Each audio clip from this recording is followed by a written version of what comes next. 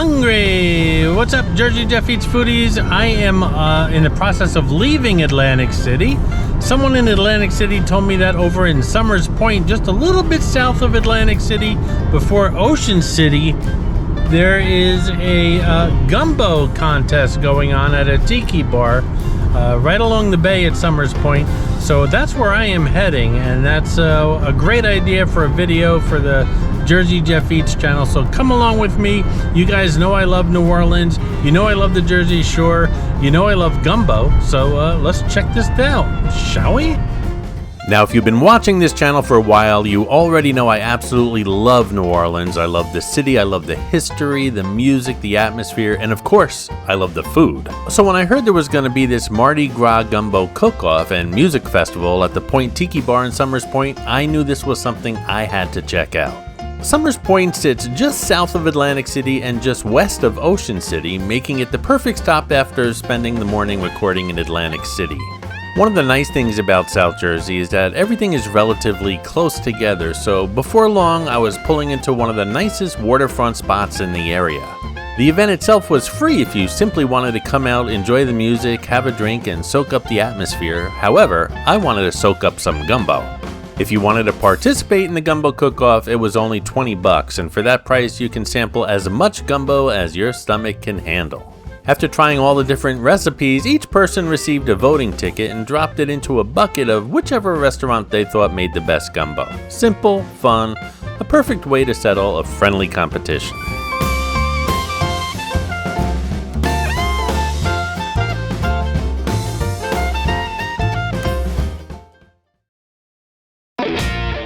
When I went to pay for my wristband, they said, "Do you know how this works?" And I simply said, "Well, I guess I pay, I eat, and I judge." And they said, "Perfect." Before even tasting the food, I could already tell this was going to be a great afternoon. The weather couldn't have been any better. Bright sunshine, comfortable temperatures, blue skies. The Point Tiki Bar sits right along the bay directly across from Ocean City, and when you're standing here looking out across the water, it's hard to beat the view. Now, before we start eating, let's talk about gumbo. If you've never had it before, gumbo is one of Louisiana's signature dishes. It's often described as a stew, but that's really selling it short. A traditional gumbo starts with what's called a roux. That's flour and fat slowly cooked together until it becomes a rich brown color, and depending upon how long it's cooked, the roux develops deeper and deeper flavors. Then comes what's known as the holy trinity of Cajun and Creole cooking: onions, celery, and green peppers. Those vegetables become the foundation of the dish. And from there, every family or restaurant has their own recipe. Some use chicken and sausage, others use shrimp, crab, crawfish, or oysters. Some are seafood heavy, some are meat heavy, some include tomatoes, others absolutely do not. It's almost always served over white rice. No two bowls are exactly alike. In fact, if you ask 10 people in Louisiana who makes the best gumbo, you're probably going to get about 10 different answers. And today, we're about to discover how South Jersey puts its own spin on this Louisiana classic. There was live music filling the air, people laughing, friends catching up, families walking around, and that unmistakable Mardi Gras vibe with colorful decorations everywhere. It wasn't one of those gigantic festivals with hundreds of vendors. Instead, it felt relaxed, friendly, and comfortable. The kind of event where you can actually talk with people, meet the chefs, and enjoy yourself without feeling rushed. And well, after we taste, we'll walk around a little bit, check out the live music, and check out the people that have come here today on this beautiful afternoon.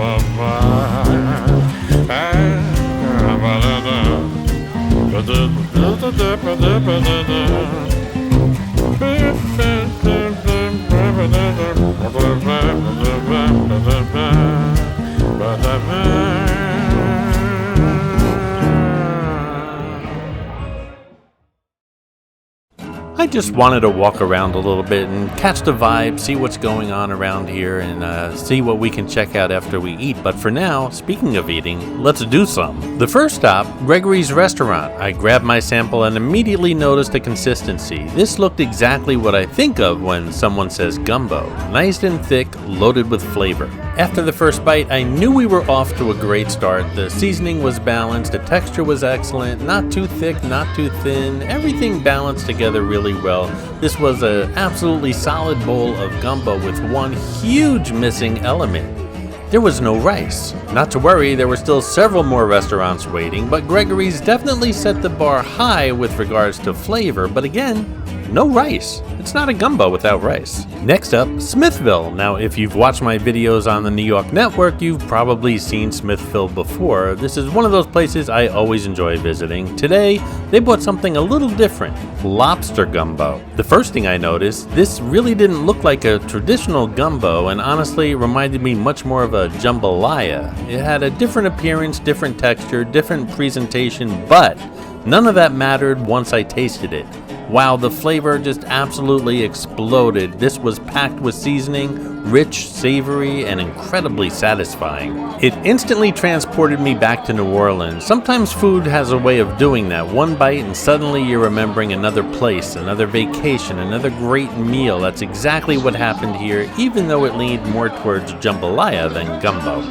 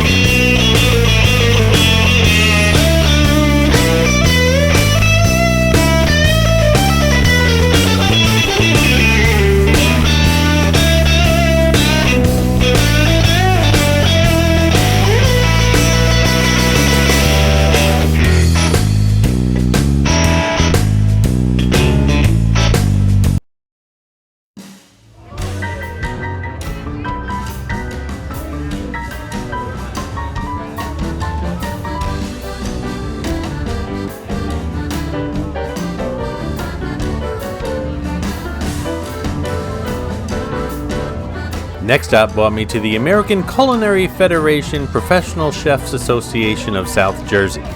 Now that's quite a mouthful.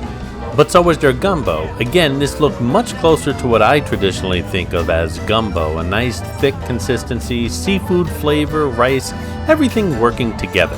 One thing I thought was especially nice, they added a shrimp to every sample. That little extra touch made a great presentation and gave everyone another seafood element to enjoy.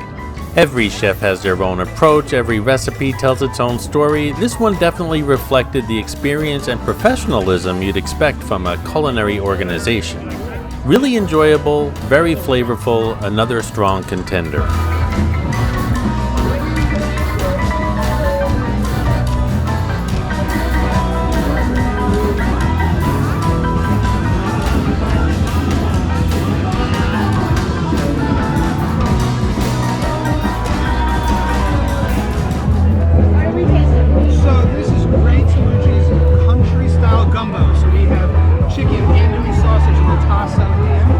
We are the only ones not affiliated with a restaurant. Okay. Great Sultry's just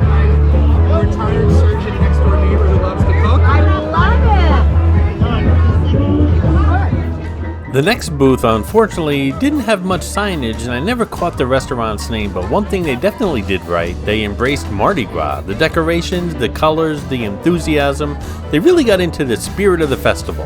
And the people working the booth couldn't have been any nicer. They explained exactly how they prepared their gumbo and answered everyone's questions. Now, this one surprised me. They called it a country gumbo. The consistency was unlike any other gumbo I've ever seen. Instead of looking like a stew, it almost resembled pulled pork. Was it different? Absolutely. Was it bad? Not at all. It had a unique flavor and was really enjoyable. One of the things I like about these food festivals is sometimes the best part isn't finding the best recipe, it's discovering how different chefs interpret the same dish. By this point, I was starting to get full. Remember, this is an all-you-can-eat event. I could have gone back for seconds or thirds or even fourths, and I haven't even visited half the vendors they have here, but I still wanted to sample one more restaurant, and that brought me over to Chef Muhammad. Now, they were serving a chicken gumbo. Visually, it looked like a classic Louisiana gumbo. Rich, dark, thick, and comforting. The chicken was tender, the seasoning was excellent, everything tasted like it belonged together. Another fantastic bowl. Honestly, I don't think there was a bad gumbo here today. Every restaurant brought something unique, every recipe had its own personality, and every chef clearly put a lot of effort into what they were serving. At this point, I needed a break, not because I wasn't enjoying the food, but simply because I couldn't eat another bowl. So I decided to walk around, take everything in. The music was playing, people were dancing, friends relaxing by the water, boats drifted by in the distance, Ocean City sat just across the bay. There really couldn't have been a better setting. Events like this aren't just about food, they're about community. Now here's something I wasn't expecting. Usually when I'm filming around Atlantic City, there's always a chance someone might recognize me. But here, outside Atlantic City, I really didn't think that would happen.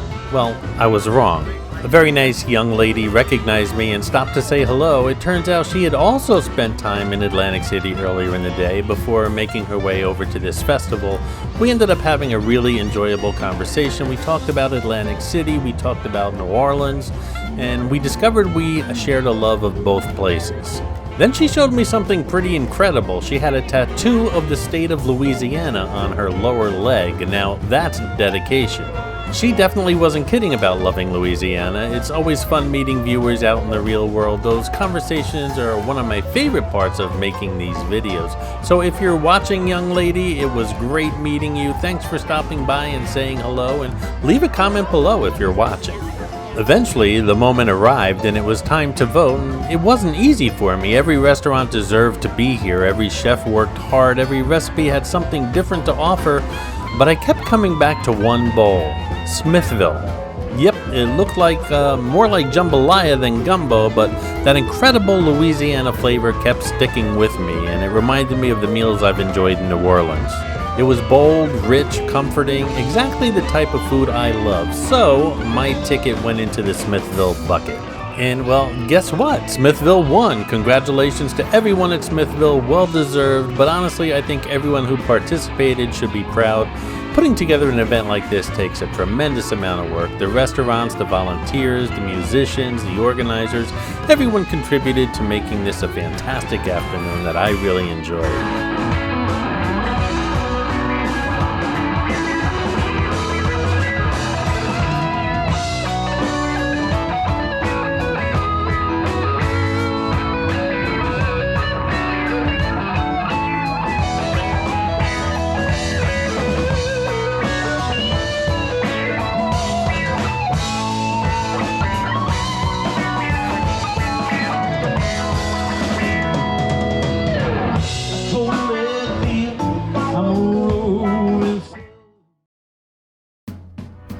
This was exactly the type of food festival I enjoy covering here on Jersey Jeff Eats. Great people, great music, beautiful weather, a gorgeous waterfront location, and plenty of outstanding food. Sometimes you don't have to travel all the way to Louisiana to enjoy a little taste of Mardi Gras. Sometimes you can find it right here in South Jersey.